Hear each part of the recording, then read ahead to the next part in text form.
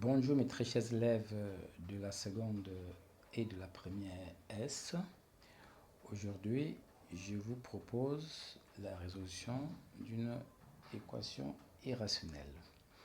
Alors, nous avons l'équation E définie par racine de 2 moins x égale à x plus 10. Nous voulons résoudre cette équation. Alors, comment est-ce qu'il faut faire? Quand vous avez affaire à une équation irrationnelle, c'est d'ailleurs la même chose qu'on fera pour les équations irrationnelles, pour les inéquations irrationnelles. Vous commencez par chercher les contraintes sur l'inconnu. Ici, notre équation est en x, l'inconnu c'est x. Nous cherchons la valeur de x. Alors, commençons par analyser tout doucement notre équation. Regardez, nous avons racine de 2 moins x.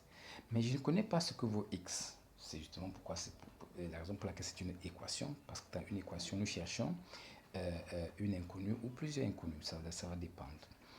Alors, donc comme je ne connais pas cette valeur-là, il faudrait que je dois me rappeler que la valeur de x que nous allons trouver ici doit être une valeur qui, après calcul, devra faire que toute l'expression sous le radical 2 moins x en fait soit un nombre positif. C'est la première chose à faire. Ensuite, vous avez une égalité. Ben, si à gauche nous avons un nombre positif, puisque la contrainte 2 moins x positif me dit que x est positif, ben, si c'est le cas, mais qu'est-ce qui se passe? Ben, il se passe que quoi? Il se passe que le membre de droite doit aussi être un nombre positif. Il doit aussi être un nombre positif. C'est pour ça que la contrainte sur l'inconnu ne sera pas seulement 2 moins x positif, ça ne va pas suffire. Parce que si 2 moins x est positif et que à gauche, le x qu'on a ne rend pas x plus 10 positif, l'égalité ne peut pas être vraie.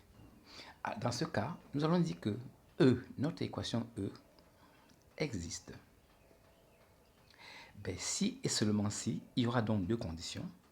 Il faudrait premièrement que 2 moins x soit positif et x plus 10 soit également positif.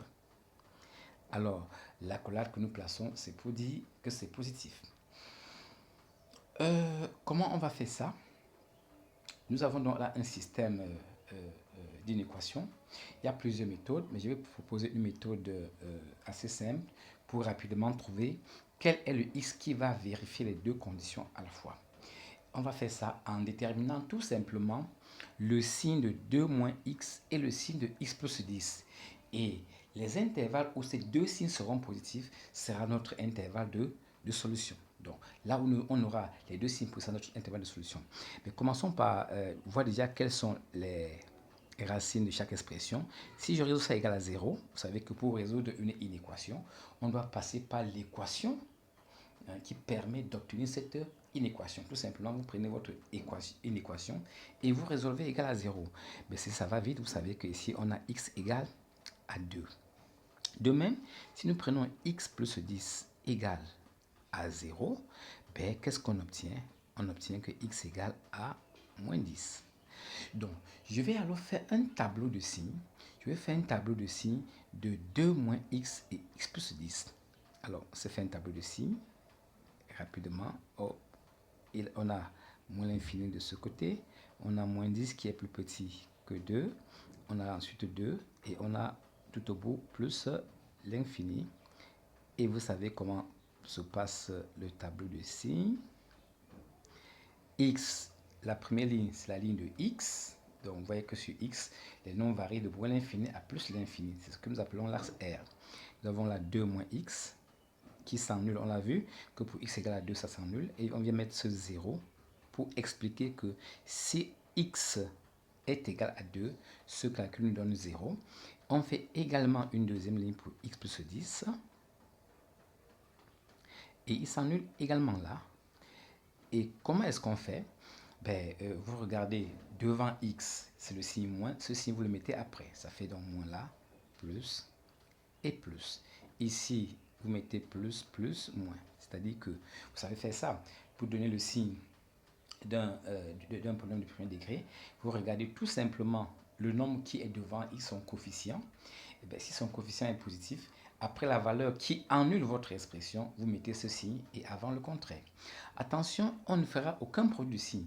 Vous arrivez là, vous avez 3 colonnes. 1, 2, 3 intervalles. Vous voyez, dans ce premier intervalle de moins 10, de moins l'infini à moins 10, vous avez plus et moins. Ça ne marche pas parce que vous voulez plus et plus. Vous voulez la contrainte où on a plus et plus.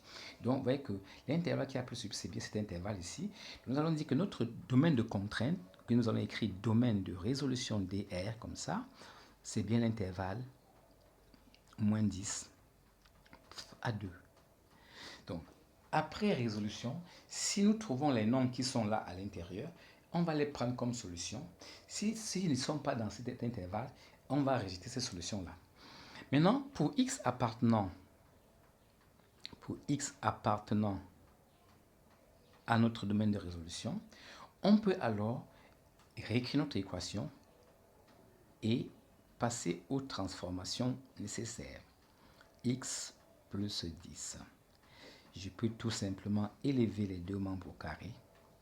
Aussi simplement. J'ai le droit de faire ça. Pourquoi? Parce que je suis sûr que le membre de gauche est positif, le membre de droite aussi est positif. Et pourquoi est-ce qu'on élève au carré? C'est pour chasser la racine carrée. Quand je veux résoudre une équation irrationnelle, il faut chasser la racine carrée. Et le meilleur moyen de le chasser, c'est d'élever au carré. Élever au carré, donc ça va nous donner 2 moins x égale x carré plus 20x et plus 100. Eh bien, on est au second degré, allons-y, x carré plus 20x plus 10 plus 100, pardon, plus x moins 2 égale à 0.